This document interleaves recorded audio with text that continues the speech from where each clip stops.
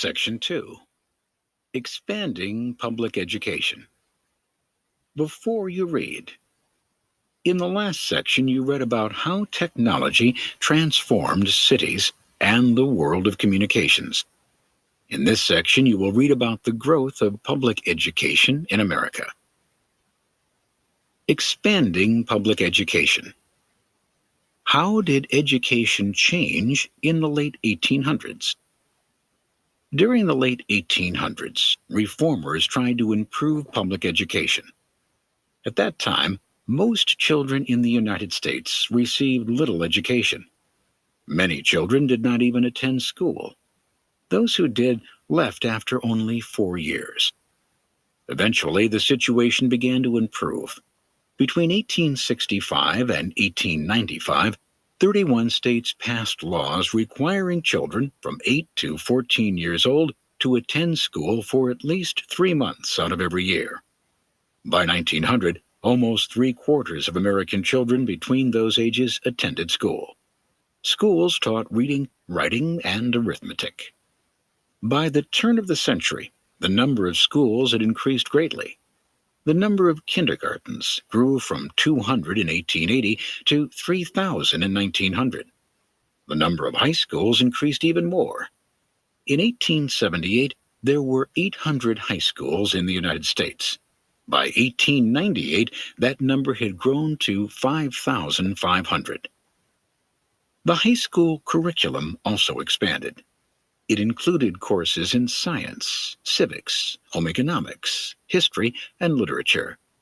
Many people realized that the new industrial age needed people who had technical and managerial skills.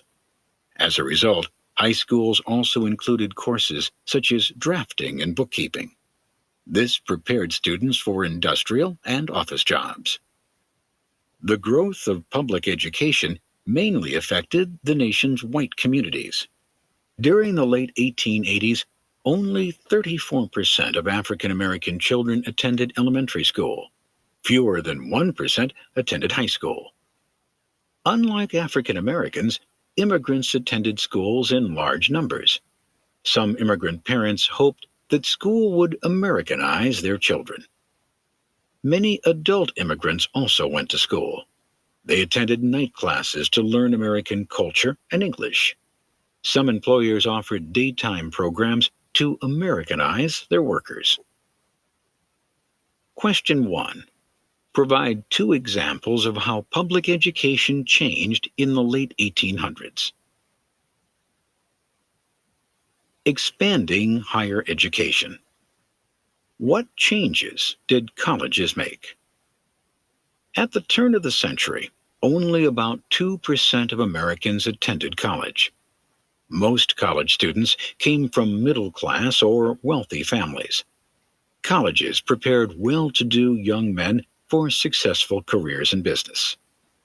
Between 1880 and 1900, more than 150 new colleges were founded in the United States. From 1880 to 1920, the number of students enrolled in college quadrupled. During this time, colleges added more subjects. Before, many universities had taught only classical subjects, such as Greek and Latin.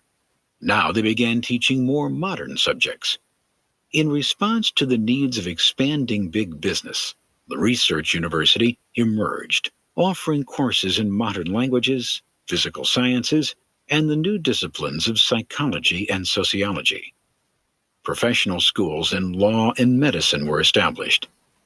Many private colleges and universities began requiring entrance exams, while some state universities required only a high school diploma for admission.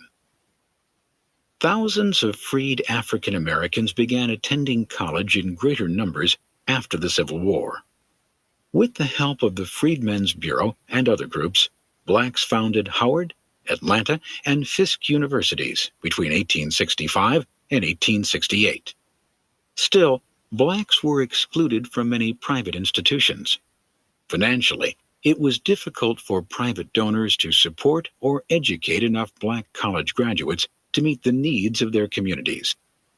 In 1900, Only about 4% of all African Americans were in attendance at colleges or professional schools. Booker T. Washington founded the Tuskegee Normal and Industrial Institute. Washington believed that racism would end when blacks acquired useful labor skills and were valuable to society. Washington taught those skills at Tuskegee. W.E.B. Du Bois was a black educator who disagreed with Washington. Du Bois had been the first black to get a doctorate from Harvard. Du Bois founded the Niagara Movement, which insisted that blacks should seek a liberal arts education. Question 2.